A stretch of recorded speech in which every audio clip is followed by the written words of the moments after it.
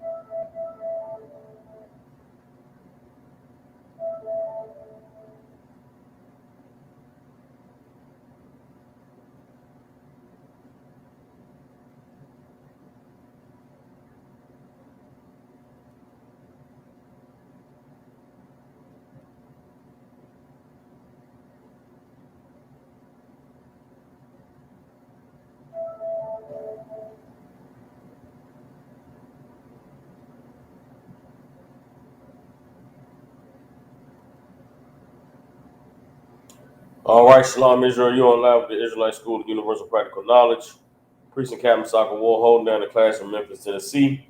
Every Tuesday, Wednesday, and Thursday, we have classes here in Memphis. Every Tuesday, Wednesday, and Thursday, we have classes here in Memphis from 6 p.m. to 8 p.m. Central Standard Time. Since 1969, Israelite School of Universal Practical Knowledge has been teaching the truth to so-called blacks, Hispanics, and Native American Indians. What is the truth? The truth is that so-called blacks, Latinos, and Native Indians descend from the greatest people that have ever walked the face of the earth. The Bible identifies us as the lost 12 tribes of the nation of Israel. And in 2021, there's nothing that's more important than for so-called blacks, Latinos, and Native American Indians to learn the truth of who they are, where they come from, and what their purpose is here on the earth. So what we like to do with these classes is give brothers and sisters an opportunity to open up this book called the Bible and to gain some understanding and some knowledge of what it is that the Most High prescribes for us as a nation in these times that we're living in order to advance us and propel us um, into the coming together and the prosperity that results from being the people that he called us to be. The times that we're living in, a lot of the problems that we're facing in our community comes from a lack of understanding, comes from a lack of knowledge, a lack of, being obedient to God. And the reason for that lack of obedience, first and foremost, is a lack of understanding, lack of awareness. A lot of us don't know what's required of us by the Most High in order to be um, uh, what's the word I'm looking for? Accepted in his eyes. A lot of us don't realize that the reason why our lives are the way that they are, we suffer the things that we suffer, is because of disobedience to the Most High. You understand? So what we want to do with these classes is give brothers and sisters an opportunity to gain that understanding and to be able to know how to take this word that's in these scriptures and apply it to our lives. What religion gave us, for all of us, religion has given us um, a lot of feel good when it comes to God. A lot of, what's the word I'm looking for, man? Like religion gives you, uh, man, I know what I want to say, but I'm trying to find a way to say it. Religion makes you feel good, even though the way that you're living is wrong. And that's not what God gave us in the Bible. God is not something to make you feel good when you're living wrong. The Most High wants everybody to live purposefully. You understand? And what I mean by that is there's no such thing as just getting by, or just there's no such thing as just um, living without an acknowledgement of why you do the things you do. In this society, we've all been given a belief and been given a culture of just doing whatever makes you feel good, of just going with the flow. You understand? And that lifestyle, that way of life that we've been given here in America is the reason why we are so destroyed as a people. You understand? Like we as so-called blacks, Hispanics, Native Indians, the Lord's chosen people, we don't take into account how our actions every day register with the Most High. Religion has given us a God that is convenient, a God that's there for us when times are hard, a God that's there for us when we're struggling, a God that's there for us, when we need Him. But then outside of those troubled times, outside of the times when we need Him, God is just, hey, it is what it is. We get to do what we want to do. We get to live how we want to live, and everything is going to be all right until what? We get to call on God again. That's not the Most High in the Bible. The Most High in the Bible is a Father who has given us instructions, given us rules, given us a way, a blueprint for how He wants us to live. And when we're not obeying Him, He is active in our lives to punish us. He is active in our lives to bring the hardship, bring the difficulty, so that we will realize the error in our ways and will change. But religion has robbed you of that understanding. It's robbed you of that knowledge that these bad times, these struggles, and this suffering that I'm enduring, a lot of it has to do with my actions. A lot of it has to do with my decision making. A lot of it has to do with the things that I chose to do rather than to obey God. And the time is now for us to change, to renew our minds into getting out of the mindset that religion has given us and to gain the understanding that the Most High intended for us to have from the beginning, so that we can begin to live every day, every second, every decision that we make with the knowledge and the understanding that there are consequences and repercussions with God for those actions. All right. Having said that, we have classes, like I said, 3 nights out of the week. You brothers and sisters tuning in, you got family, loved ones, people you care about in the Memphis, Tennessee, and surrounding areas. Get them in contact with the Israelite School of Universal Practical Knowledge. We have, counseling services available, drug program, like I said, rehab program. We got a food program, clothing program, anything, prison program, anything that our people need in these times that we're living in here in America. The Israelite School of Universal Practical Knowledge provides. All right. Having said that, Tuesday is a brotherhood class, Wednesday is biblical law, Thursday is scripture breakdown, and tonight's class, the topic for this evening's class is One Nation Under God, Indivisible, with Liberty and Justice for All.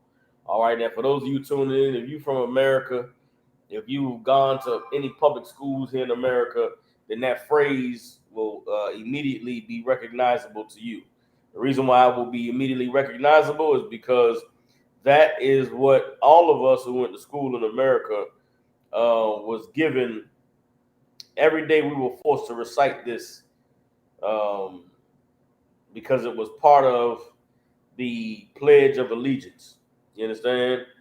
Every day in public schools all across this country, students are forced to stand at the beginning of every day, and they are to say, salute the American flag, and they are to say a Pledge of Allegiance.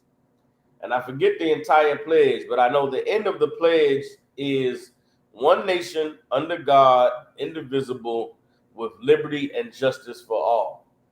And tonight I want to talk about the plagiarization and the mimicking of the Hebrew ideology that is given to us in the Bible by America's founding fathers. You understand? So we're going to talk about our oppressor tonight. We're going to talk about the oppressor's history, what the Bible prophesied concerning the oppressor, and the evidence that what the Bible prophesied concerning this oppressor rings true with the bastardization and the plagiarization of the Hebrew culture that was given to us in the Bible. All right. So before we get into that, if there's any brothers and sisters have any questions, all you got to do, if you have questions online, all you got to do is type them in. If you got questions in the classroom, all you got to do is raise your hand. All right. So before, as we get started, let me start with this phrase: one God, one nation under God, with liberty and justice for all. We're gonna get a breakdown on what exactly that means and how it applies to what we're talking about today. All right, bear with me. All right, let me see.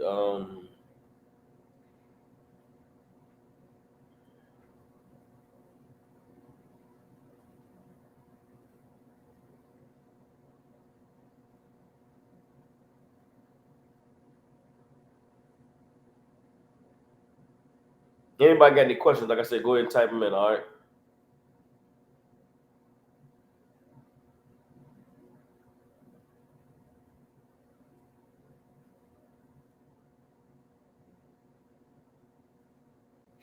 Okay, so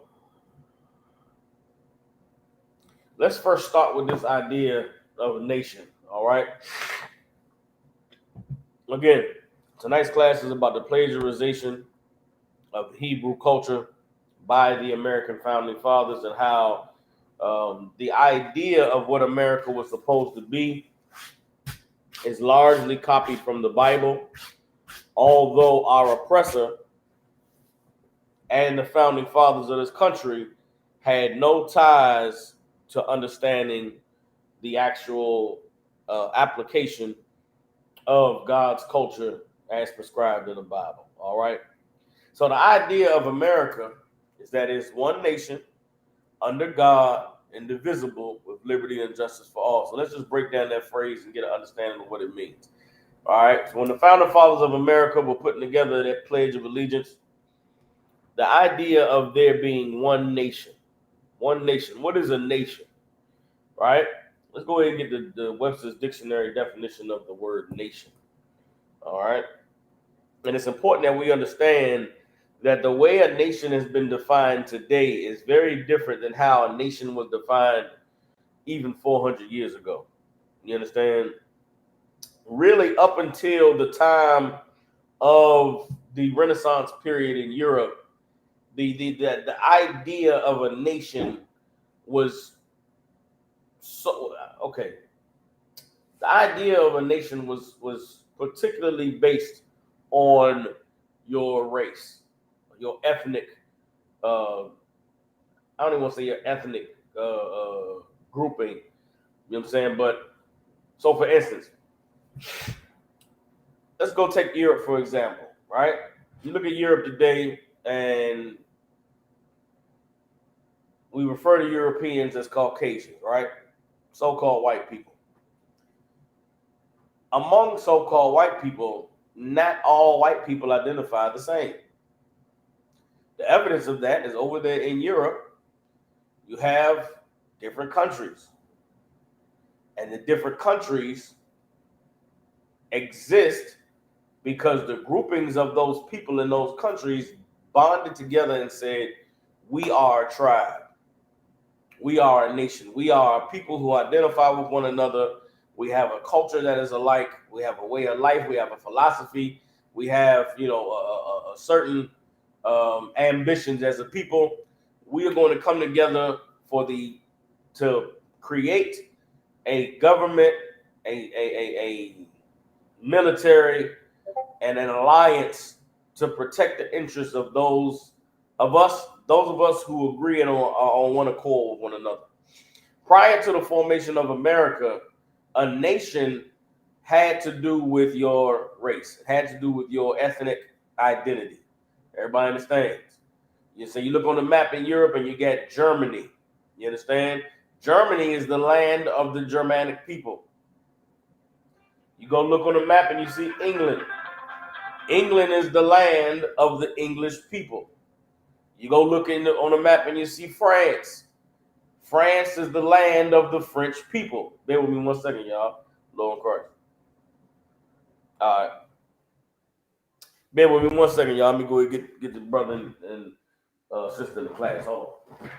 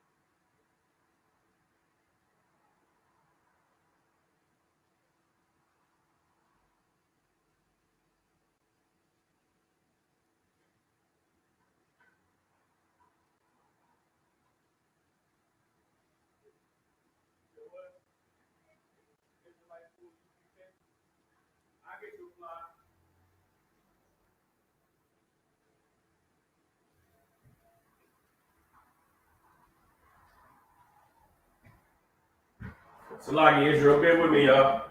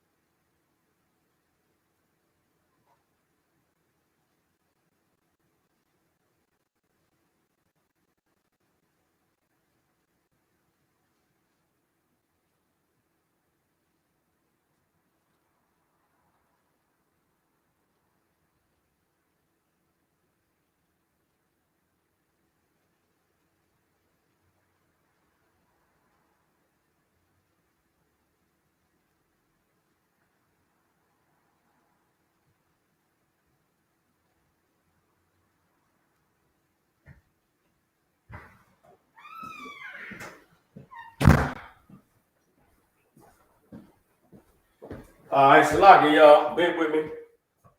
Try to get the brothers and sisters that's coming to class, get them through security. So y'all bear with me. You know what I'm saying? Coming right back to where we left off. All right, bear with me, y'all.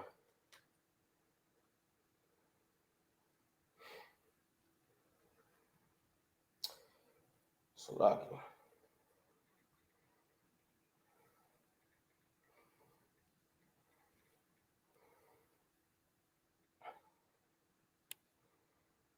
Bear with me, bear with me.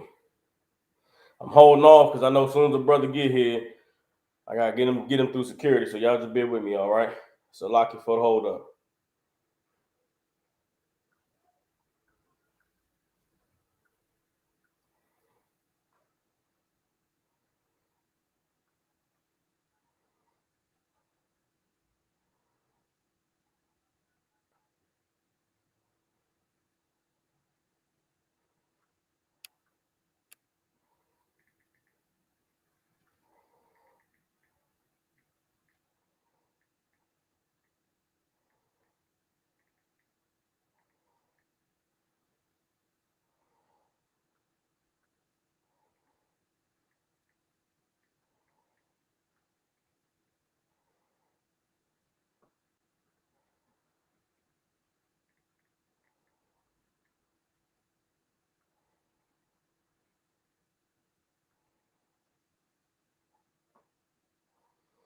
Bear with me, y'all. Like I said, the brother got a brother coming in the class and we got to get him through security, all right?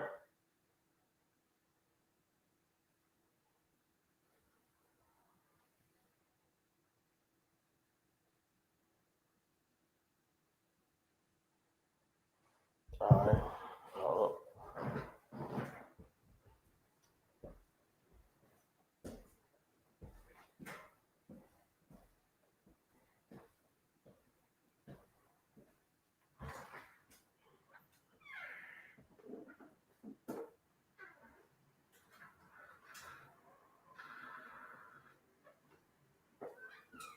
All right, Salaki.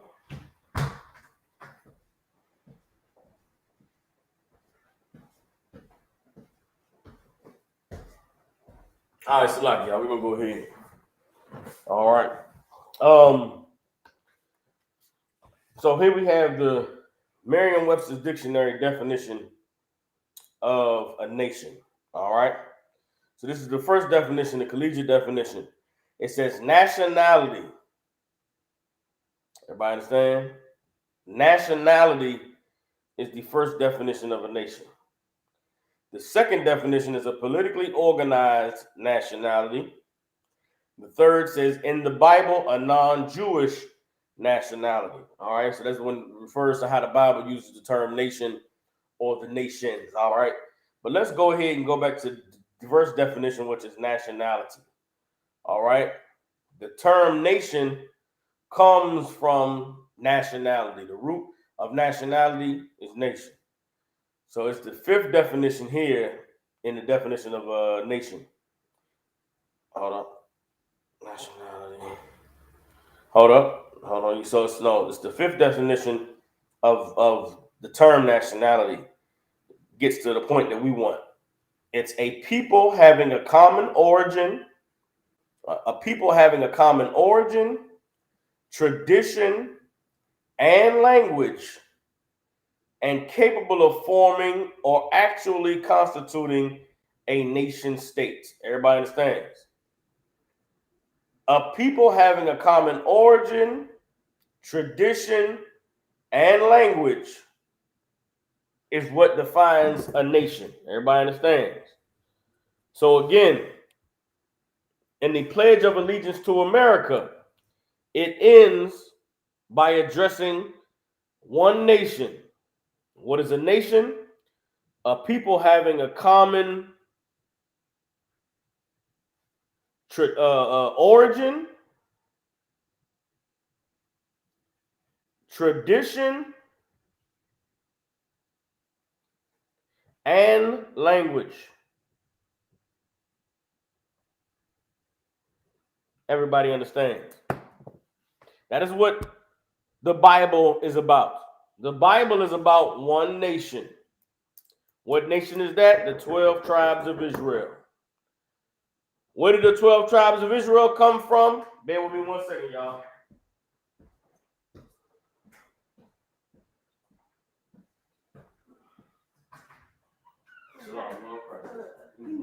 Keep down there with this. No, give me 1 second.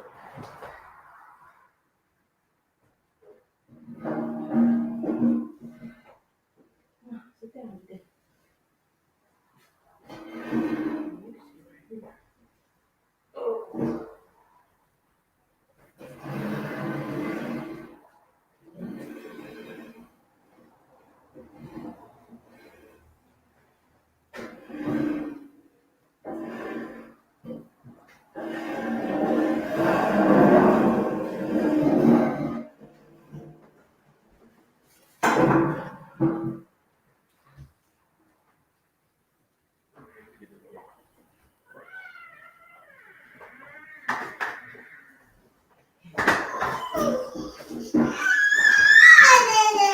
We It's right all here, right. man.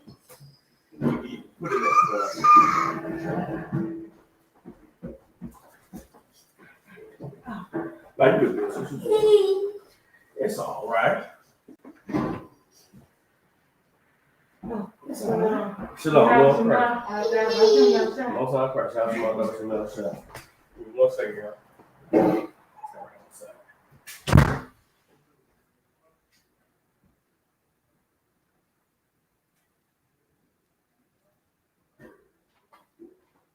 Okay.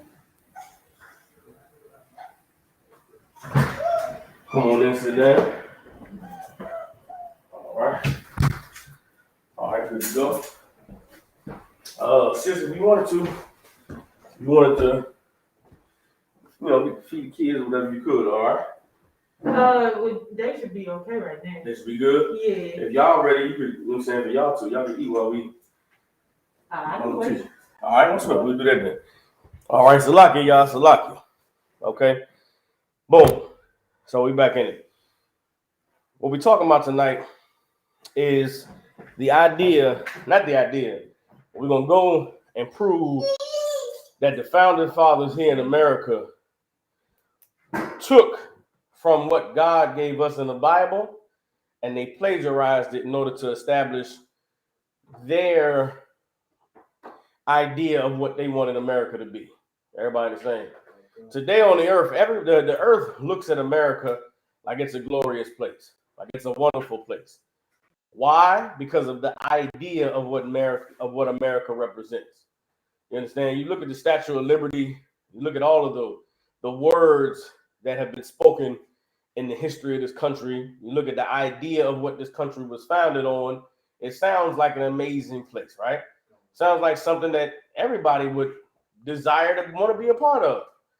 But the reality of America is not what the idea of America is. Everybody understands? Tonight we're talking about how the idea of what America is supposed to be was copied from the Bible. And the evidence of it is in the very words of the founding fathers of this country. Now, I started the class off. The title of the class is One Nation Under God, Indivisible, with Liberty and Justice for All. Right? Does that sound familiar to y'all at all? Where does that come from? Where does that phrase that I just said come from? The Pledge of Allegiance. And why do we all know the Pledge of Allegiance? Because this is what we was forced to say in school every day, at the start of school, every day. For how long? 12 years of your life. 14 if you started in pre-K. I was in pre-K. So that's 4 years old, 5 years old, kindergarten, 6 years old, first grade, all the way till I was 18 years old. Every day, 5 days a week, 52 weeks a year, I pledge allegiance to the flag. Everybody understands? That is why it is so difficult for so many of us to break free from the brainwashing and the programming of America, because it's literally been forced into us since before we even knew anything. Everybody understands? So at the end of the Pledge of Allegiance, there's the phrase, one nation under God, indivisible, with liberty and justice for all. And so I want to break that down and prove how that idea comes from the Bible. That is plagiarized directly out of the Bible. Everybody understands? Now, when I say that, are you going to go in the Bible and find the term one nation under God, indivisible, with liberty and justice for all? No, you won't find that. But the Bible is built on that idea. Everybody understands? So we started with the term one nation. We got the dictionary definition of the word nation, and then we got to the nationality, which is where a nation originates from. Everybody understands? In America is the first nation that was created by random groups of people. Okay, America was the first country that was created by a non-ethnic union of people. What do I mean by that? America was the first time that people who were not of the same national background, the same racial background, the same ethnic background came together and said, hey man, let's have a country. Everybody understands? Prior to America, the country you were from was your race. It was symbolic of your bloodline. Everybody understands? If you were born in France prior to the 1600s, then you were a Frenchman. Everybody understands? The French people were not people born in France, but they were people who were of the French racial group. Everybody understands? People prior to the 1600s, people born in Germany, not everybody was considered a German. The Germans were the people from the Germanic tribes of that land that was called Germany. Everybody understands? Even if you were an African born in Germany, you were not considered a German prior to the 1600s. You were considered an African born in Germany. Everybody understands? Prior to the formation of America, your nation and the land you lived were two different things. Your nation did not equal the land you were born in. Everybody understands? You can go back, you can look at in the Bible. You can go back to the Roman Empire. Paul was a brother who was an Israelite from the tribe of Benjamin. But Paul had Roman citizenship. Everybody understands? But having citizenship of Rome didn't make you a Roman.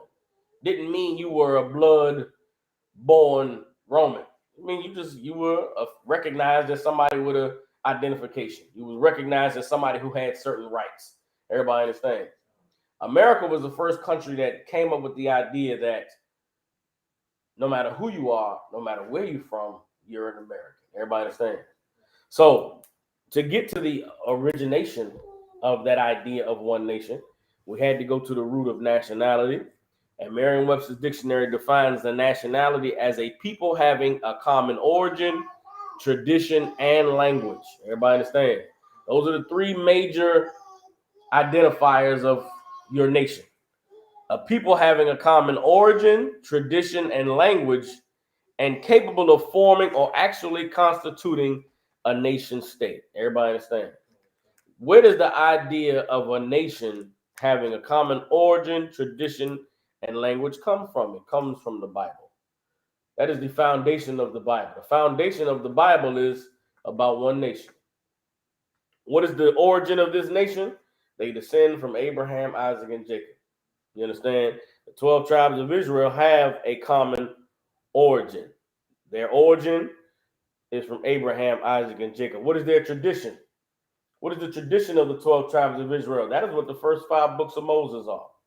The tradition of the children of Israel is our history. It's our past. It's why we exist. Everybody understands? The story of the earth being formed, and then the first man having breath breathed into his lungs, and then his children rising up on the earth and multiplying, and then mixing with the daughters of men, and then our great grandfather Noah being a pure man in the sight of the Lord and standing with the Most High and building the ark. Then the flood happening, and after the flood, there's the Hamites, there's the Japhites, and then there's the Shemites, and we follow the bloodline on down to a man named Peleg, who lived during the time when the nations were divided and the Tower of Babel was scattered. Then we get on down to a man named Abraham, who came out of the Ur of Chaldees. All of that is the tradition of the Israelites. That's what the Bible is about. Everybody understands?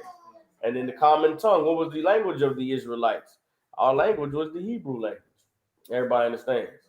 The one nation that America was based off of is the one nation that the Bible talks about, and that's the 12 tribes of Israel. Everybody understands. Where did the idea of under God come from? Yeah, you look at the founding fathers of America. Does anybody know what the religion of the founding fathers of America was?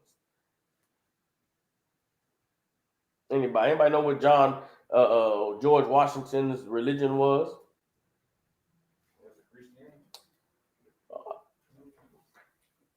That's what they say, right? They say Christianity, right? Thomas Jefferson. Anybody know what his religion was? You may say Christianity as well. And you got, John Hancock and John Quincy Adams and all of those founding fathers of America, right? We're all told that they were Christians, right? But at that time in America, when America was being settled and when those people were coming over here, did they all believe the same thing? Were they all unified in their Christianity? Because growing up, I remember hearing about a group called the Puritans. They had a certain belief. Then you had another group called you had a Baptist, and you had Episcopalians, and you had Methodists, and you had the Amish people. The people who formulated America were not unified by their religion. Everybody understands. At least not the religion of Christianity. If Christianity was the primary religion of the founding fathers of America, then why is there all type of Egyptian symbology all across the formation of this country? If Christianity is the religion that this country was founded on, then why is there a pyramid on the back of your dollar bill? You understand? Why? So when it comes to talking about these things, right? When you look at the founding of America, you look at the forefathers of this country, you realize that the God that they were under was not the God of the Bible. How do we know that the God of America is not the God of the Bible? Because none of the laws of America are the laws of the Bible. None of the culture of America is the culture of the Bible. Everybody understand? So if now, again, we're talking about how what they formulated in America was based off of the Bible. Who is the God that the children of Israel were under in the Bible? The God of Israel. You understand? That's the one nation under God. Israel is the one nation under God. America wasn't the one nation under God. You don't find America in the Bible. You don't find the Most High calling together the people of the new land. Everybody understands? Everything that the founding fathers of America spoke of to make the idea of this place be great, it came from the Bible. Everybody understands? The children of Israel were the one nation under God. Always has and always will be. There's nowhere in the Bible where it prescribes another nation being under God. Everybody understand? And when I finish breaking this down, we're gonna come back and we can go through all the scriptures that explain and break down how the one nation under God is talking about the children of Israel. Everybody understands?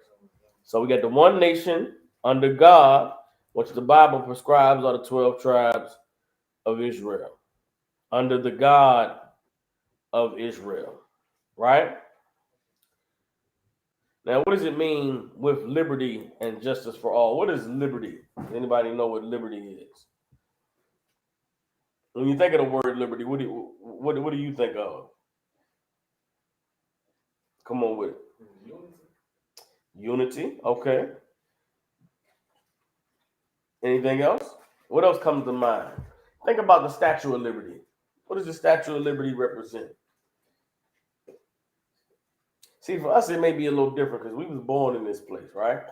And none of those ideas of America really mean anything to us because we know what America is really like. But I want you to try and put yourself in the mind of other people, right? For people who are coming to America, people who never been here, and they hear about it on the TV and see America on the radio. When they see the Statue of Liberty, what do they think about?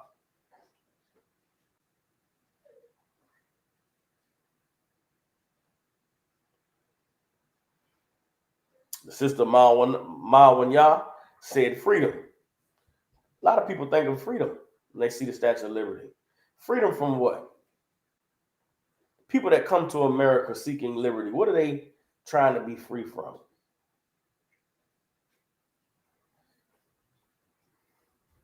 Come on with it. Not doing anything they want to do. Okay, they want to be free to do anything they want to do. Why can't they do anything they want to do where they're from? Because they got strict rules. What is strict rules where those people are from come from?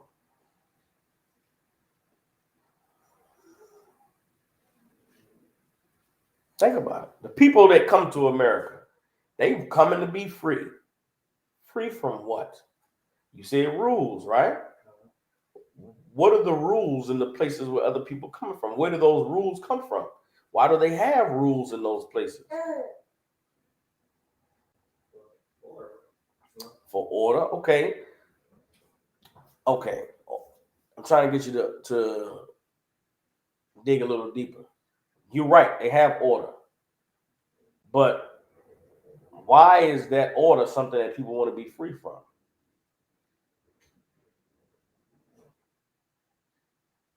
The reason why I'm asking these questions is because it's going to help you understand how America is the opposite of the Bible. You understand what I'm saying? And when we think of America's liberty, I want to bring us back to what liberty actually is. That's why all of this right now is a brainstorming exercise to get you to think of what people think about when they think about coming to America. Sister said freedom, right? I said freedom from what? You said freedom from rules, freedom from having to live a certain way, right? And in the places where these people are coming from, why do those rules exist? You said because of order. That's somewhat on it. But the reason why there are rules in different places of the earth is because that is what those people's forefathers agreed on. It's what they accepted as their culture. They adopted as their culture. The rules in China are different than the rules in East India. The rules in East India are different than the rules in an Arab country. The rules in an Arab country are different than the rules in an African country. Well, why do all these different places have all these different rules? Because the rules that exist in those places is what was designed specifically for those people. You understand? America's idea of liberty is you can be free from your culture, free from the shackles of having to live the way that your people agreed that they would live, freedom from having to, if you're a Muslim woman, freedom from that ninja suit. You understand? If you're a Chinese woman, freedom from being quiet and humble and smiling all the time.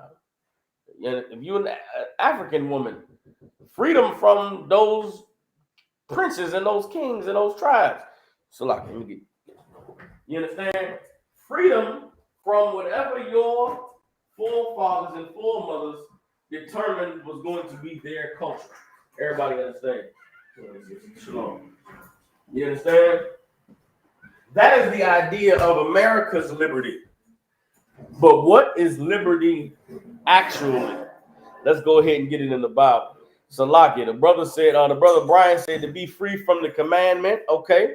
Sister Malawanya said any type of burden or oppression they experience where they come from. All of you all are right. Everybody understands. The idea of America's liberty is freedom from whatever rules existed where you were. When you come to America, you don't have to follow those rules anymore. America is a place where you can be free. Everybody understands. But let's find out what liberty actually is. Everybody understands. This is liberty. College definition says the quality or state of being free. Everybody understands. Now, the quality or state of being free sounds simple. Hey, I'm free. I'm not a prisoner.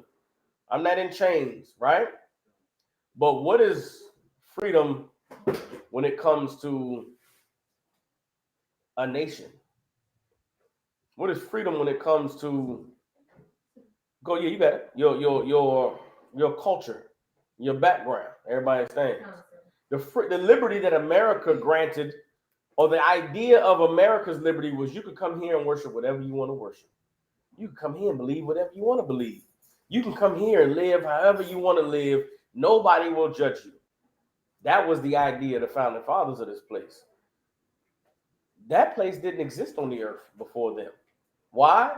Because you cannot have a place where everybody is free. It's impossible. Everybody understands. You cannot have a place that doesn't have rules. You cannot have a place that doesn't have boundaries, that doesn't have restrictions, that doesn't have culture. Everybody understands. So the freedom of America is very different from the freedom of the Bible. Everybody understands.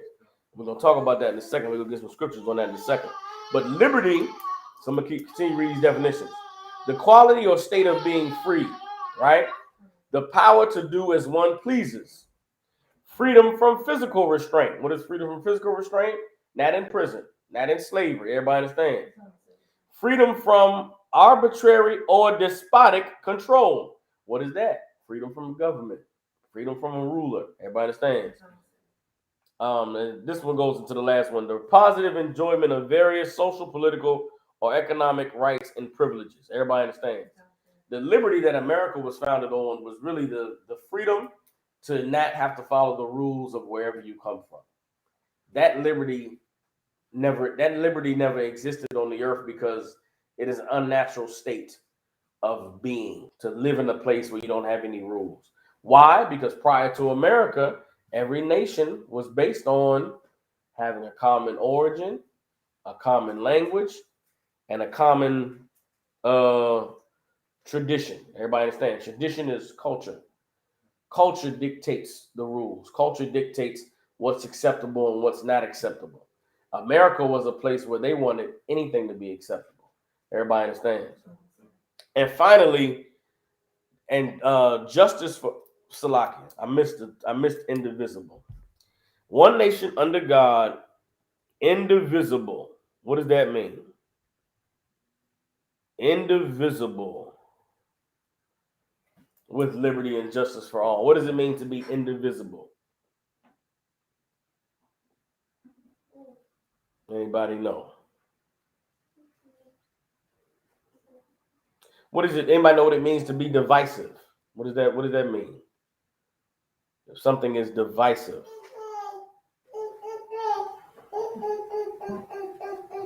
Sis, kapataza. To be separated. To be divisive means it divides. To be divisible means it can be divided. To be indivisible means you cannot be divided. Everybody understand? America was founded on the idea of one nation under God, indivisible. What would make a nation? What would make a nation? Trying not to use another big word. What would stop a people? What would stop a nation from being able to be divided? What bond exists that cannot be broken? Sis. Christianity? No. Christianity is divided into how many different Christianities are there?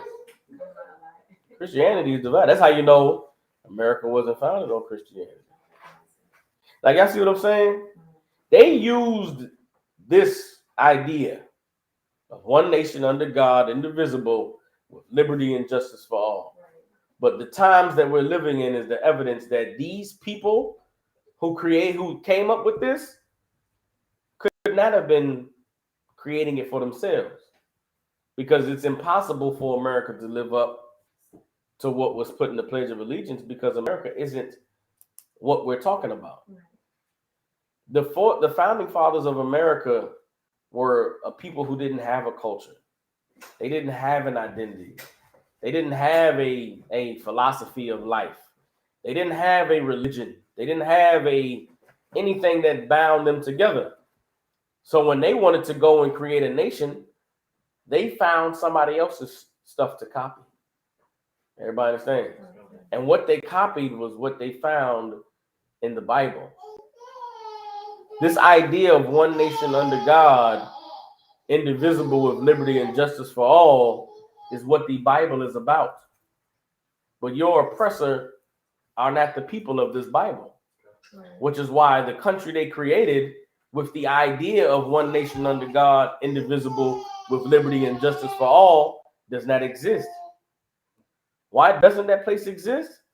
Because it can only exist from the people of the Bible. You are the people who are the one nation under God, indivisible. What does it mean to what is the one bond that cannot be broken? Bloodline. No matter what you do, you cannot break your blood. You cannot stop being who and what you are. The only thing that is undivided, that cannot be divided on the earth, is your family. And does that mean that your family is always going to get along? Does that mean y'all always going to be at peace with one another? No. But can you ever stop being family? Can you ever stop being one nation? No. And when you read the Bible, what connects the children of Israel? What binds us together? Young man. It's the bloodline, but what about our bloodline binds us together? What is it? What is the one thing we can't escape about who we are?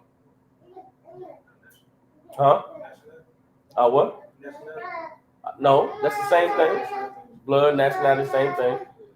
What about being an Israelite makes it that you cannot escape being an Israelite?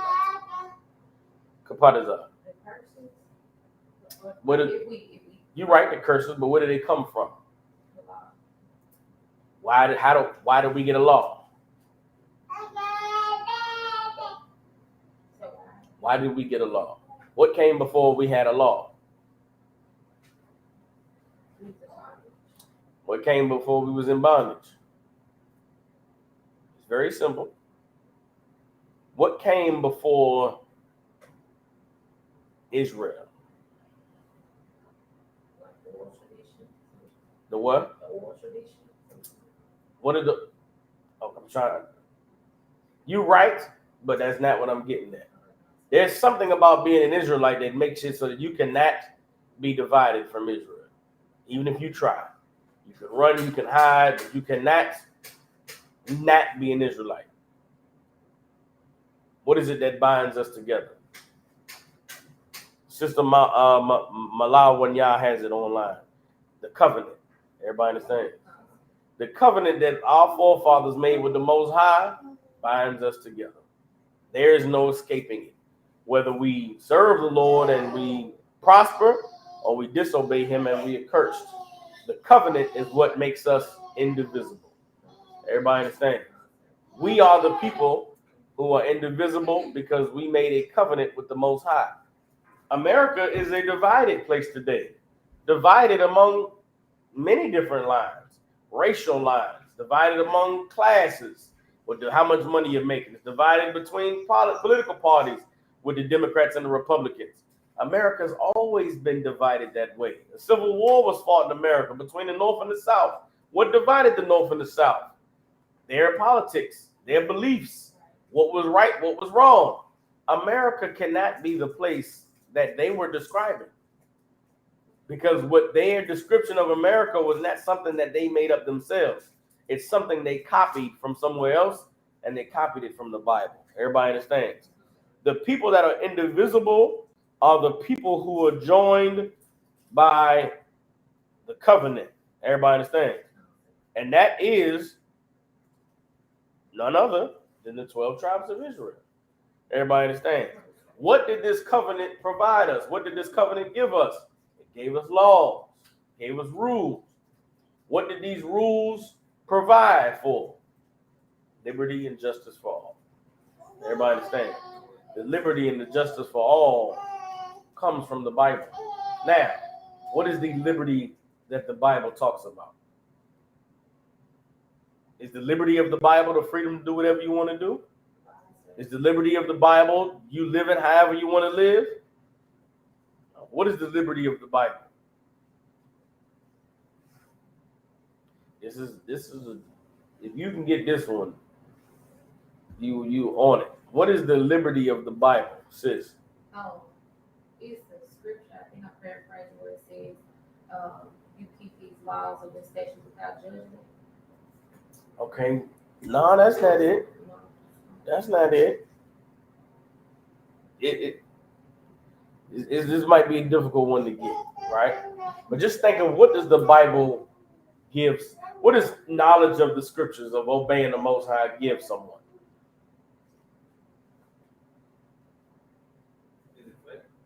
Huh? Give you faith? Okay. What does faith give you? What does faith help you fight? Let me say it that way. Temptation. Where does temptation come from?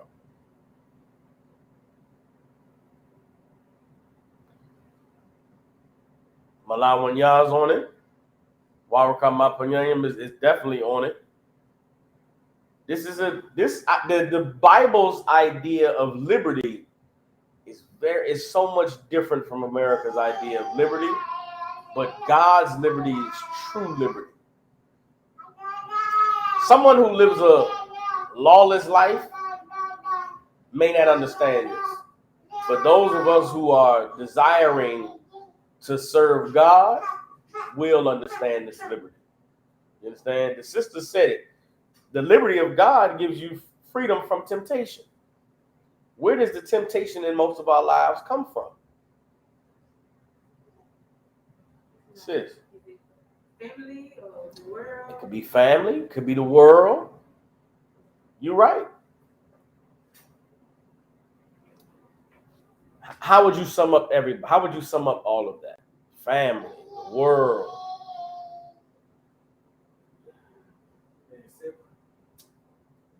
Being separate gives you free, it gives you liberty, yes. But where I'm asking, what does serving God give you liberty from? Yes, America is a part of the world and everybody.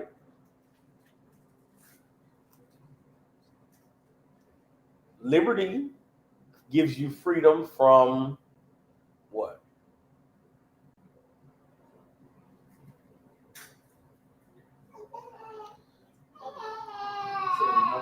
Sister said it. She said Liberty gives you freedom from temptation, right? If you serve God, you free from temptation, right? Temptation could also be oppression. Temptation could also be something harmful to you, right? Where does that temptation come from? Everything that you ever thought of doing that goes against God, where did you learn it from? Where did you get it from? Where do the ideas of living wickedly even come from?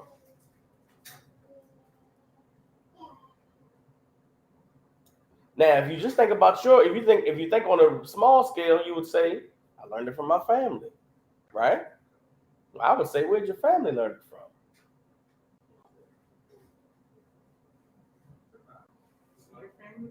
Their family. Where did their family learn it from? Eventually, we're going to get to one place. We're going to get to one answer, right? And it's not, the one answer isn't a person or a man. It's the world.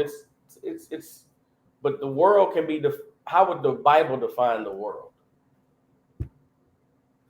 That's what liberty gives you freedom from. Liberty gives you freedom from temptation. It gives you freedom from lust. It gives you freedom from demons. It gives you freedom from America. How would the Bible define all of that? And it'll take us back to the purpose of one nation under God, indivisible, with liberty and justice for all. I'm going to give it to y'all for time's sake. It might be a little difficult, right? And I want y'all to help me to know if I'm asking the right questions to arrive at the answers I'm looking for. That's what I need y'all to help me with, right? But liberty gives you freedom from the other nations. Because that's where everything against your nation comes from. Everything that's damaging to you comes from other nations. How do you know that? Because everything for your nation is here. One nation under God with liberty and justice for all is what your culture is built on. It's what God gave to your people. What stops you from embracing everything that God gave you? The other nations. Why? Because the other nations are not the one nation. The other nations are not under God. The other nations are not indivisible. The other nations don't have liberty and justice for all. The other nations have what? Oppression and bondage, which is why every nation, people in every nation flee to come to America for what? Freedom. Freedom from what? From their rules and their laws. Why? Because their rules and their laws are harmful. If you're Chinese, there's Chinese people that hate Chinese culture. Why? It's so oppressive. And when I say Chinese culture is oppressive, I'm not saying it facetiously. The Chinese women, you go look in history, the Chinese had a culture of, we like small feet. We like little doll feet. So today, there are Chinese families who take their daughters' feet and they wrap their feet in these cloths because they like the feet to stay small. They wrap Chinese women's feet up and stunt the feet from growing so that a grown Chinese woman would have the feet of like a 5-year-old so she could have little doll feet. That's part of Chinese culture. Yeah, is that all Chinese culture? No, not everybody in China is doing that. But there's some women in China with some little ass feet. You can go look it up. And that's oppressive to them Chinese women. In those Arab countries, those women cannot go to school. They cannot learn to write because God forbid they be smarter than their husband.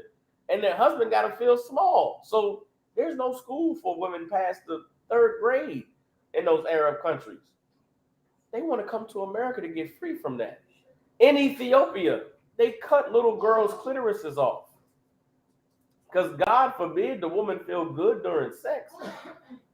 They cut the clitoris off of young girls.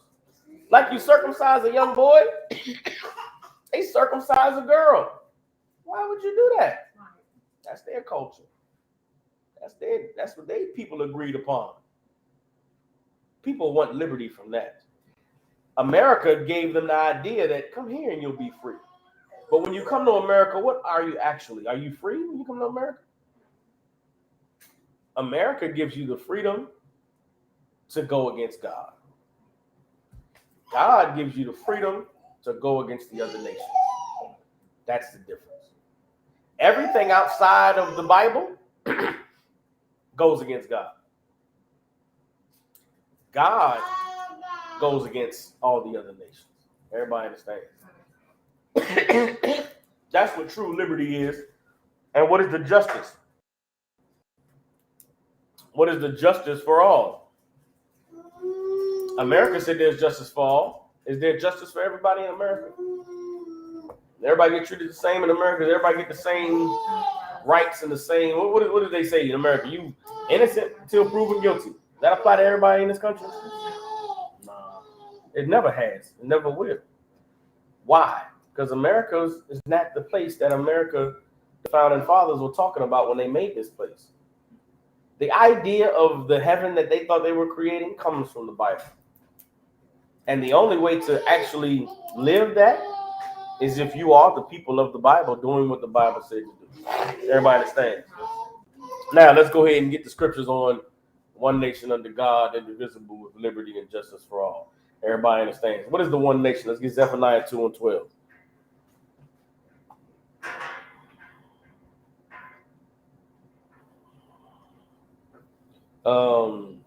Young man, tell you got it. Zephaniah 2 and 12.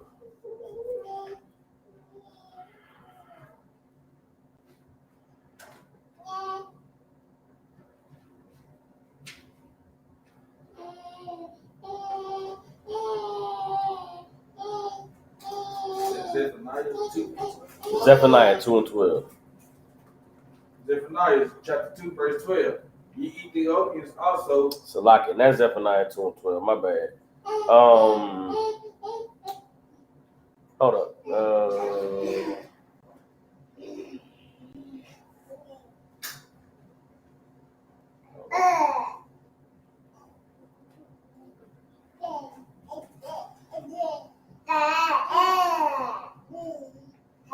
Zephaniah 2 and 1. Salaki, y'all.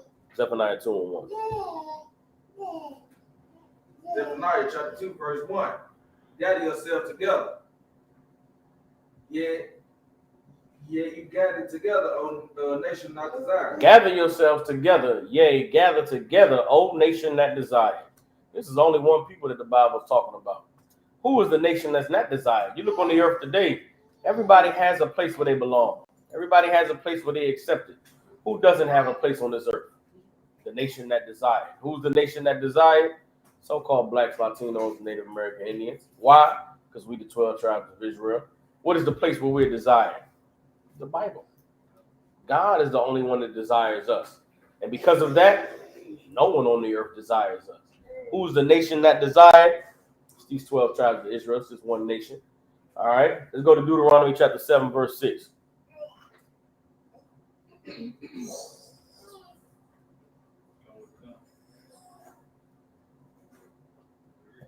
Yeah, go ahead. You got it. But there are the holy people unto the Lord thy God.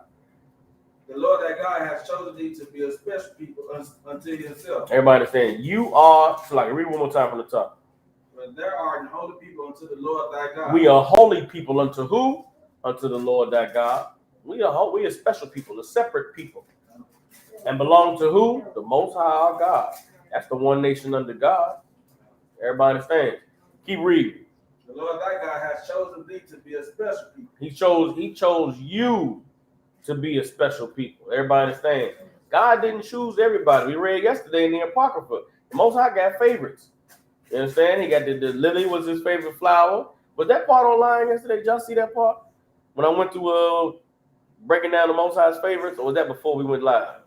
That before we went live. So lock it. We'll go back to that scripture today. You understand? The Most High has favorites. And of all the people he chose was the 12 tribes of Israel.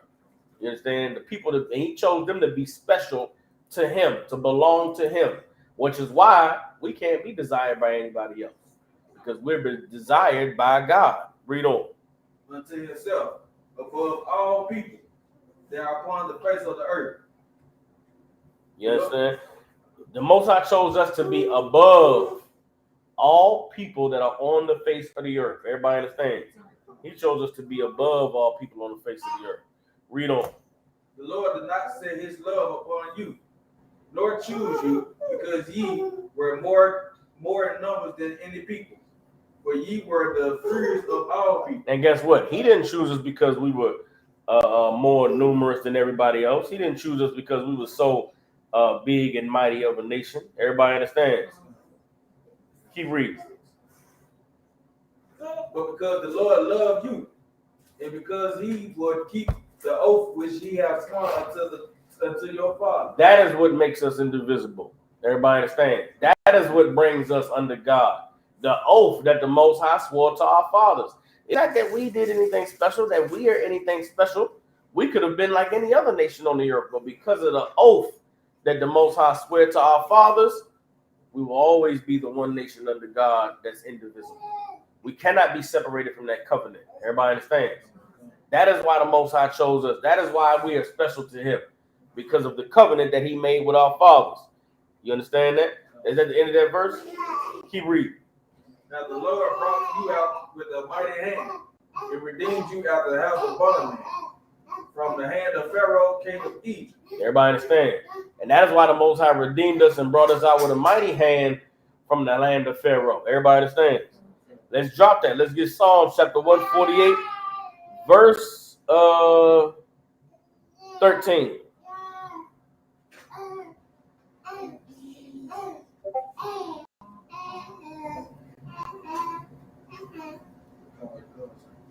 Go ahead. Psalm chapter 148, verse 13. Let them praise the name of the Lord, for his name alone is excellent. His glory is above the earth and heaven. Everybody understand? Let them praise the name of the Most High, for his name alone is excellent. His glory is above the earth and the heaven. This is the one. This is under God. Everybody understand? This is the God that we're talking about, the God of Israel. You understand? Praise his name. Let's keep reading. He also exalted the horn of his people. He exalts the horn of his people. What does that mean? He lifts up the horn of his people. What is the horn of his people? That gets to understand some biblical phrases, right? What is the horn of his people? Think of a horn. What is a horn on an animal? What's the horn on a ram? Or the antlers on a buck? What are the horn on the front of a rhinoceros? What does that symbolize? You on it? It's protection. What else is it? When you see a, if you ever seen a deer with the big antlers, do you say, "Oh man, that's some beautiful protection"? Oh, I gave it away. Do you go and say that's some protection on that deer, or do you say, "Man, look at them beastly horns. That's a beautiful deer. You better stay away from him, man. You stay out of his way. Damn horn." That's the horn of his people, the chief of the Lord's people. Everybody understands the beauty of the Lord's people. That's the horn of his people. You understand? It's like the prominent of us. Everybody understands? All right. The horn of his people. Read on. The people are all his saints. The horn of his people. Go ahead. You keep going. The praise of all his saints. The praise of all his saints. You understand? Read on. Even of the children of Israel. Even of the children of Israel. Everybody understand? The Lord exalts the horn of his people. Meaning what? He magnifies the beauty of Israel. He magnifies the strength of Israel. He magnifies the power of Israel. And even in our destroyed condition, the earth recognizes the greatness of Israel. Why? Because you cannot deny it. In athletics, the white man does a lot to hide just how many of our people are making all of his shit great. All of these, they're starting to come out with some of it now. Like that movie about those sisters with the space program, those mathematicians. The white man did not have computers. He had black women punching numbers and doing all kinds of equations. That never stopped. You understand? The white man, part of that Pledge of Allegiance, they are recruiting the greatest of our children in kindergarten, in first grade, in second grade. The white man has a way of identifying special children. He got a program called Gifted and Talented, where he takes children in kindergarten, first grade, second grade, and isolate them from everybody else and say, y'all the special ones. We're going to treat you different than everybody else. Everybody understands. And then those children, many of them, they get so engulfed in being gifted and talented that they feel like they're chosen of America and not the chosen of God. Everybody understands. That's our oppressor does that. Listen, our oppressor is skilled at what he's skilled at. And he's skilled at dividing you from your people, separating you from the Most High. Sis. So like you said, if somebody, so if there was to have been like, because they call it clue down here, where you extra smart, you be good at clue. Should you not take that advantage as if your child? No, you should. You should. But it's like everything. It starts at home. The only weapon we have against our oppressor is the truth. But the truth is not something that is readily available. That's something that everybody, it's not the easy thing to do. You don't just turn on the TV and there's the truth. You don't, you ride in your car and turn on the radio and there's the truth. The truth has to be something that you fight to have in your life. You want your children to grow up in the truth, you have to, instead of putting on the cartoons and letting the kids just watch cartoons all day, you got to put on class. Instead of, riding in the car and the kids are singing the little whatever goofy songs on the TV, you got to have your children singing, once till they bury me. But you got to you got to fight to do that. You understand? Come in here every night with your kids. That ain't the easiest thing to do. You might want to just leave them at home. God, it would be so much easier. But if you want the kids in the truth, you got to fight to get the kids in the truth. Everybody understands. Because everything else is easy. Oh man, right now, we could turn on cartoons. Let them just watch cartoons and run around. No, they're gonna sit there and be disgruntled, and they're gonna learn this is gonna be part of their life routine, because that's how you raise children in the truth. Everybody understands. You gotta fight. Everything in this life, you gotta fight. Everybody understands. So the oppressor has made it so that you want the easy way out, just follow his program. But if you want that other thing, you got to do what, and we talked about it yesterday in class, following that narrow path. On either side of that narrow path is fire and there's water and it's rough. But if you can get through the danger of that path, there's a great city on the other side where we're going to all rejoice and it's going to be wonderful. Everybody understands. All right. But the praise of the Most High saints is the praise of the children of Israel. Keep reading. And people near unto him. A people near unto him. Everybody understands. Read on. Praise ye the Lord. Praise ye the Most High. Everybody understands that. All right, so we got to understand, we got the one nation under God, indivisible, right? What is the liberty that God gives us? What is the liberty that we were granted with this covenant, with these laws, and with this understanding? All right, let's go ahead and get John 8:32.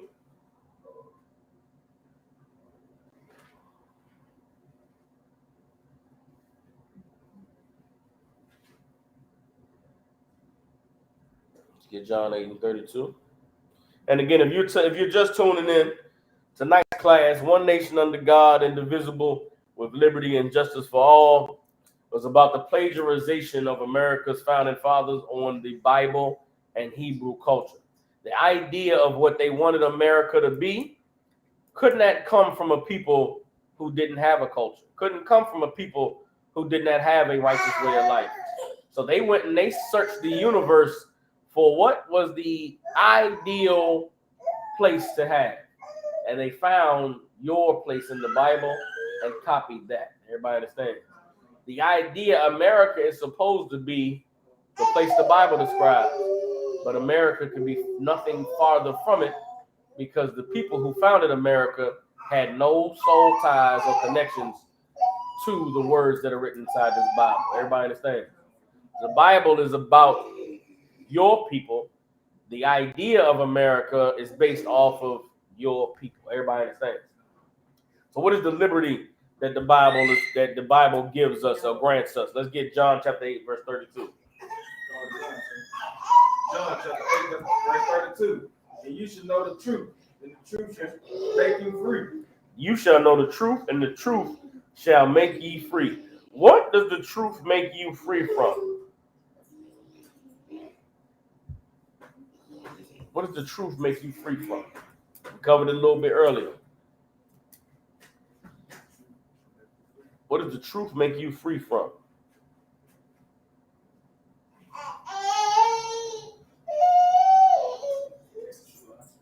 Go ahead. The truth should make you free from being like the other nation.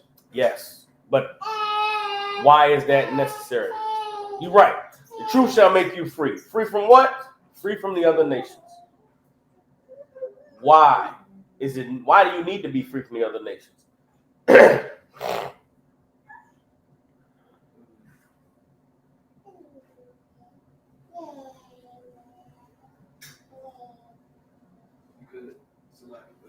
Go ahead.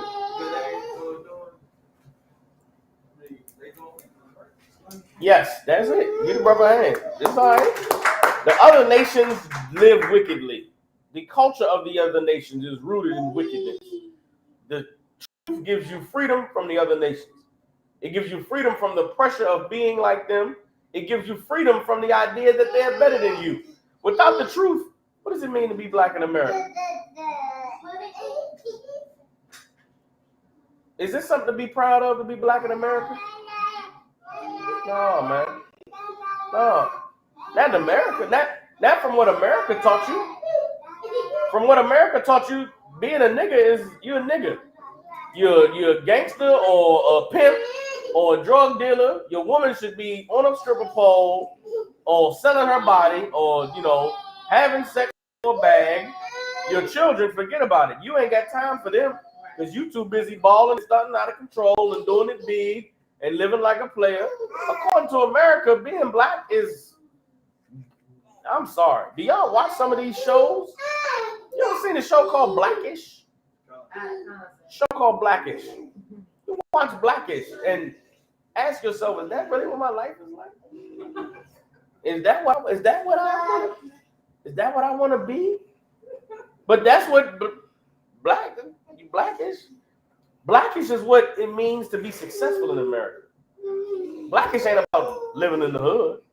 Blackish is about being rich and living among white people, but still being down with the and for me to even do that lets you know how goofy the idea of it is. It's I'm still one of them niggas. I get down in the hood like, oh my God, what? But that's what they portray. That's the idea of it. The idea of blackness outside of black people is fucking ridiculous. Excuse my language. It is completely unbelievable what other people's idea of being black is. When that ain't how we living, that's not our. We don't think about it. We don't be black today. That's where did they even get that from? That comes from somebody who's completely disconnected. That comes from somebody who is a prisoner to another people's way of life. So the idea that I'm still down with the hood, that comes from you not being down with the hood. That comes from you so much a part of their thing. You're such a prisoner to that you're not free to be you. You gotta, I'm still down.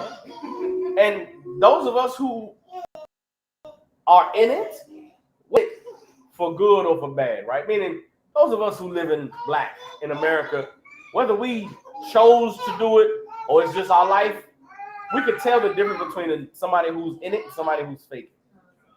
And we look at the ones that's faking like, get away from here. Why are you here? They want to know why they get robbed and why they get shot and why are you here? You don't belong here. Go back to where your people at. This ain't your people no more. Niggas get rich and make it out the hood. They have no connections to the hood no more. Because you chose what you wanted to be. You wanted to be like your oppressor. Now that you've gotten the money to blend in with him, don't come back down here to us. Come back around here for, bro. What you think we want to be around here? You think we around here because we just like being in the mud and in the dirt and around the drugs and the poverty, nigga? No, this ain't. We didn't choose this. So when you get that money, get the fuck away from here. Or get the money, don't leave, and change this place. But you can't get the money, leave, and then still pop up like shit sweet. Nigga, why are you here? I'm here because I gotta be here. You should not be here right now. You should get away from this place. Or unless you're here to fix it, or you here to help, well, give me some money. Rich niggas wonder why when they come to the hood is asking with their hands out. Nigga, why not? Nigga, why you here? You got some money for me? Let me borrow $20, man. Let me borrow $100. Oh, I can't borrow no money. Give me the money, nigga. Because why else you here? But except to make me feel like shit. You ain't gotta be here. You here. I gotta be here, nigga. I ain't got nowhere else to go. When I leave this neighborhood, I get pulled over. Imagine a nigga who live in what's the white area? What's Collierville. Bartlett. No, Bartlett. I'm about to move. Don't do me like that. You don't be like that nigga. Whatever these niggas coming down here from Bartlett. I ain't know Bartlett was like that. Damn. Oh, no. Oh, shit. We do Collierville. Now, I know I got pulled over in Collierville. Them crackers out there. It made me feel like I was back in Montgomery County, outside of D.C., where you don't drive. You got to be a certain kind of black driver out there. Like that vehicle I got there, I'm not leaving the city limits. If I take my vehicle right now outside the city limits, I'm getting pulled over. I'm getting a ticket violation for my tents and all of that. But as long as I'm in Memphis, I'm good. I'm lean back and I'm player. As soon as I leave outside of Memphis, I'm getting pulled over. Everybody understands. All right, well, I ain't going to Bartlett then. I catch the Uber out there or something. You understand? But it's a lot here. It's a lot here. You understand? The black people, when you make it and you get some wealth or get money to get out of the conditions that we're in, unless you're coming back to help the people, you shouldn't come back. You understand what I'm saying? Because this place that we're in is not a place that we chose ourselves. It is a place that is the result of the slavery of our oppressor. It is the result of the oppression of our oppressor. The truth shall make you free from having to choose the oppressor's path. That ghetto that we live in could be the kingdom of heaven if we were free to choose the truth. That ghetto that we were in could be the kingdom of heaven if we were free from the influence of the oppressor. If the children in the ghetto grew up knowing that they descended from the greatest people that ever walked the face of the earth, maybe some of them would choose to be priests and be soldiers rather than being gangsters and drug dealers. It's the same spirit. And the nigga that's a gangster, toting a Glock, robbing and shooting in the hood, has the same spirit of a soldier. They just have two different paths they've taken. Everybody understands. And there are a lot of soldiers that are in these streets that are living the life of a gangster. They're following the path of a gangster and a drug dealer and a pimp and a player because that's what they've been given. The truth gives you liberty from that path of being a gangster and a drug dealer and a player and a pimp and all of that nonsense. The truth gives you the freedom to choose to be a soldier for the Lord. And that opportunity is what has been denied to many of us. Growing up, I did not have access to being a priest of the Lord. I had access to being a pimp, a player, gangster, drug dealer. I had access to being a schoolboy, a preacher, one of them niggas, but that was the same thing damn near for me. I didn't have access to choosing this. You understand what I'm saying? The truth gives you the access to decide to serve the Lord. Everybody understand? That's the liberty God gives you. Let's get another one. Let's get Matthew chapter 11, verse 28. Read on down to 30.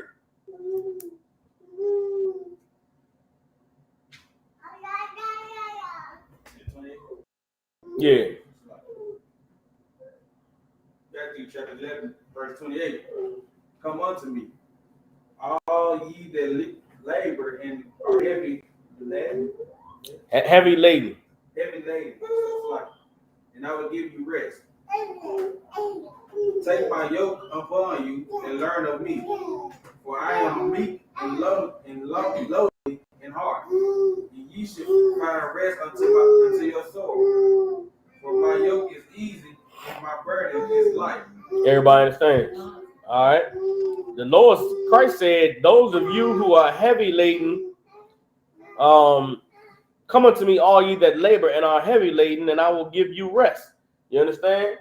What is the rest that Christ is providing? He says, "Take my yoke upon you and learn of me, for I am meek and lowly in heart, and ye shall find rest for your souls." What is Christ saying? What is the burden that the people are carrying before they come to Christ? What is the labor that they are in and that they are heavy laden by? Huh? Is he saying stress? Stress, yes. Where does that stress come from? It's stress. It's the weight of the world. Let's put it that way. People who don't have Christ are carrying the weight of the world. What is the weight of the world? Stress, oppression, temptation, lust, all the things that get you to go against God. Think about it right now. Why does a man sell drugs? Because he wants some money. What does he want the money for?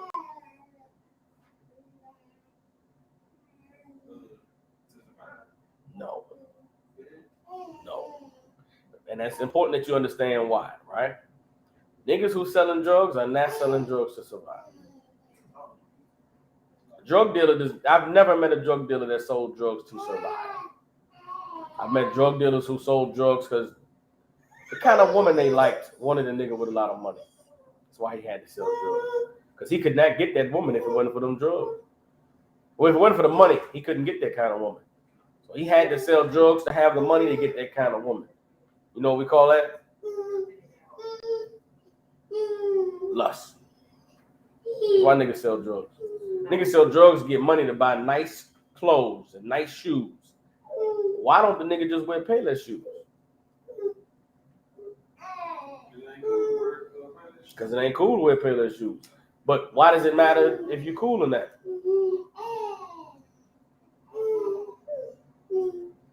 What does being cool get you? What does attention get you? Huh? What does popularity get you? Huh? Fame? What does fame get you? Hoes. Listen, I don't mean to make it small. I'm sorry. Them niggas selling drugs for hoes, for women. That's why they do it. If it wasn't for women, a nigga would live in a shoebox and would not care what shoes he wore, what his clothes look like. They do it for women. Men who make fun of, you ever knew a nigga that made fun of other niggas for not having nice clothes or not having nice shoes or for being ugly? Why did he make fun of niggas? Why did he think it was what did he gain from making fun of niggas? What did he get out of it?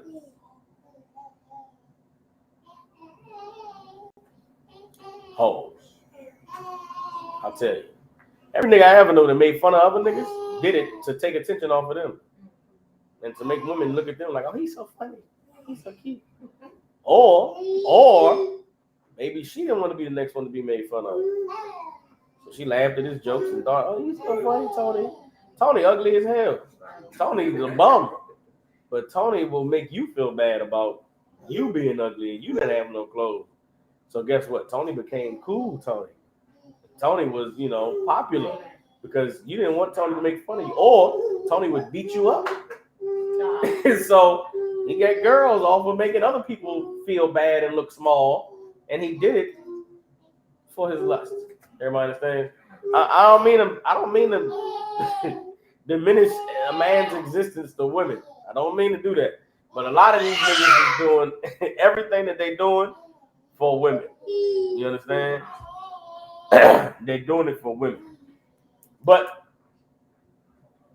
the think of why do the women these men desire a man with money?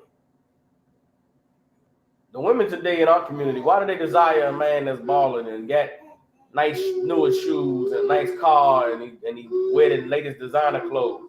Why do women like that? Because it's what the oppressor taught them. It's what they learned from the oppressor. Everybody understands? It still all comes back to lust and the oppressor, because every idea that we have of what's nice and beautiful comes from the oppressor.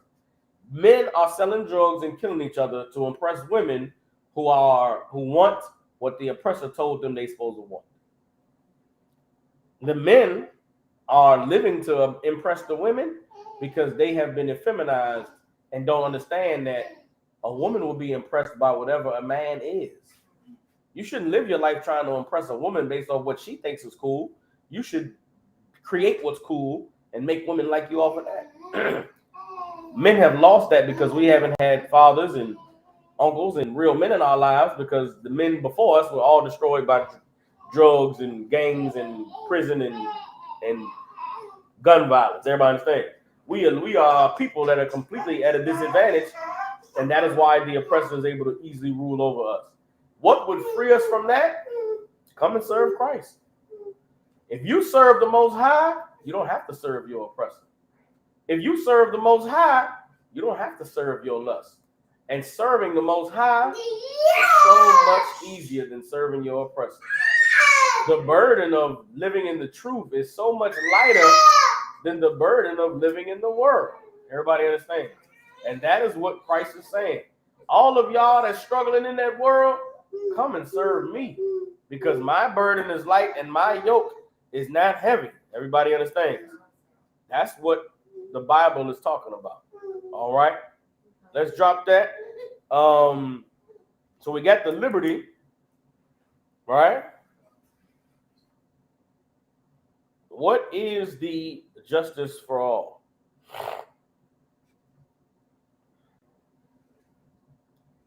What is the justice for all? Let me get All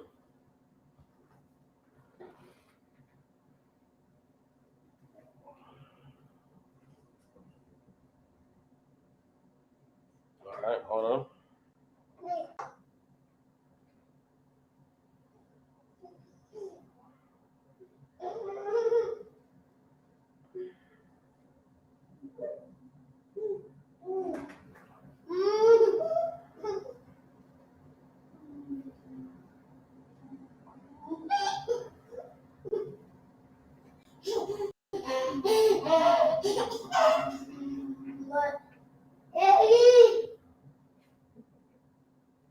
Let's get to the definition of the word justice, all right?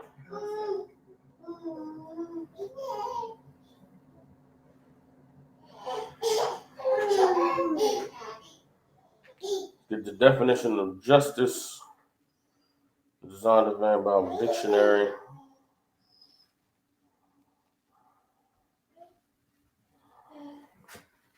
All right. And this is important to understand what justice is in order to understand how we find it in the Bible with the Most High. All right. Justice is the maintenance or administration of what is just, especially by the impartial adjustment of conflicting claims or the assignment of merited rewards or punishment. Everybody understands? One more time. Justice is the maintenance or administration of what is just, especially by the impartial adjustment of conflicting claims or the assignment of merited rewards or punishment. So what is justice? Justice is judging right. Right judgment for all. How does the Bible provide right judgment for all? Go ahead and get you the scriptures on it.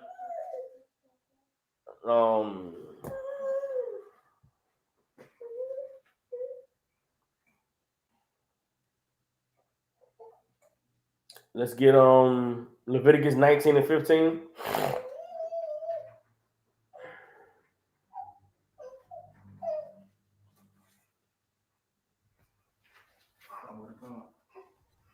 Go ahead.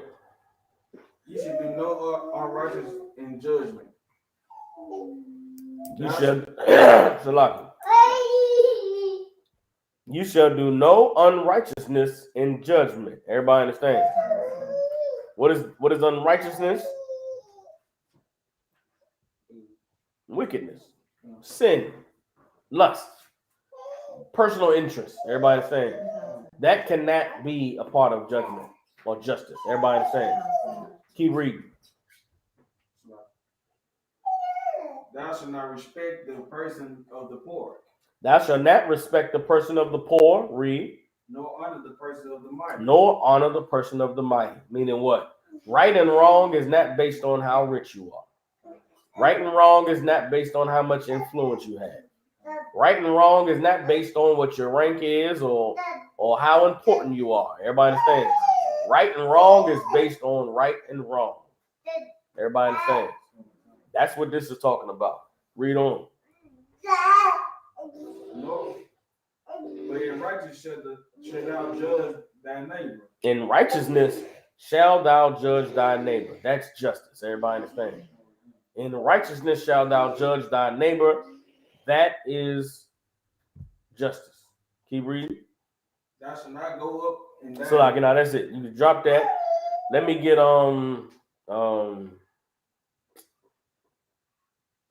man.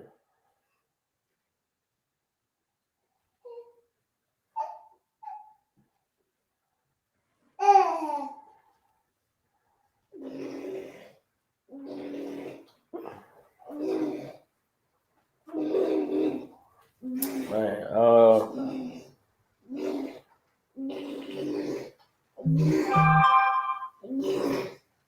chop that. Let me get hold up.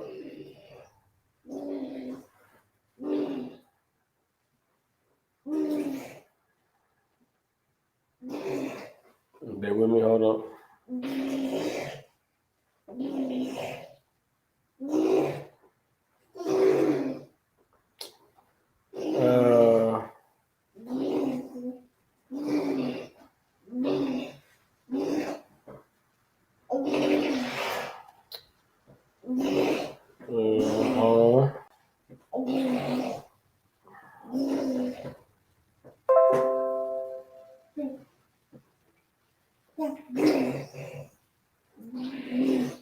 Hold up.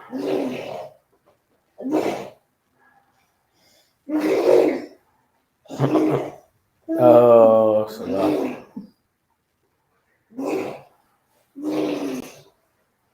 man, I'm looking for all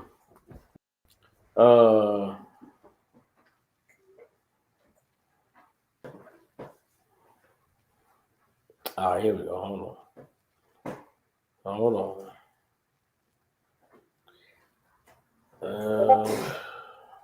Get Revelations 20 and 13.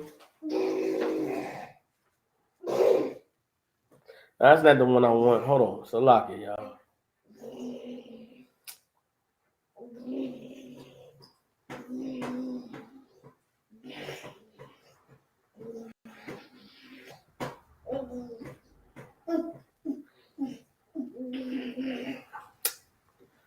Hold on.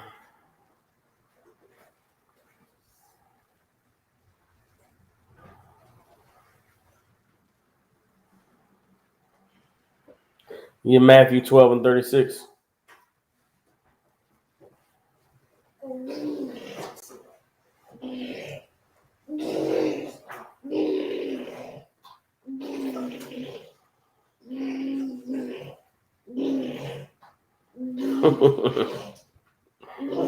He get that damn pack, man. Matthew chapter 12, verse 6. Is that what I just called out? Yeah, let's read that. 6? Yeah. Matthew chapter 12, verse 6. But I say unto you that in this place is one greater than the temple. Nah, that's not it. Give me Ecclesiastes 12 and 14. Ecclesiastes 12 and 14. The point of the justice is that the Most High is going to judge Everyone for their actions. Everybody understands? And your actions are your responsibility. On the day of judgment, everybody gets dealt with. God has a way of dealing with us all. And God is not a respecter of persons. The way he deals with us is not based on what our rank is or what our position is or how much authority we have. He deals with us based on our righteousness and our wickedness. Everybody understands? That is better than what this society has to offer. That is better than what our oppressor was able to come up with. Our oppressor could never have a system that creates justice for all because our oppressor is not like the Most High. Everybody understands? They don't have the mind or the spirit or the basis of of righteous morality to be able to judge anything or anyone properly. Everybody understands? Ecclesiastes 12 and 24. No, 12 and 14. Salaki. Ecclesiastes chapter 12, verse 14. For God shall bring every work unto the judgment. For God shall bring every work unto the judgment. Everybody understand? What is that talking about? Every work is the things that you do.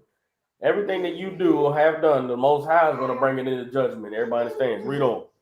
With every secret thing, whether it be good or whether it be evil. With every secret thing, whether it be good or evil, the Most High going to judge you for. Read on.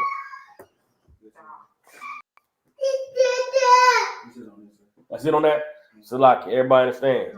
That is the justice for all. The justice that we read about in this Bible comes from God. The instructions on how to decide what's right and wrong comes from God. In America, where does it come from? How does what's right and wrong get judged in America?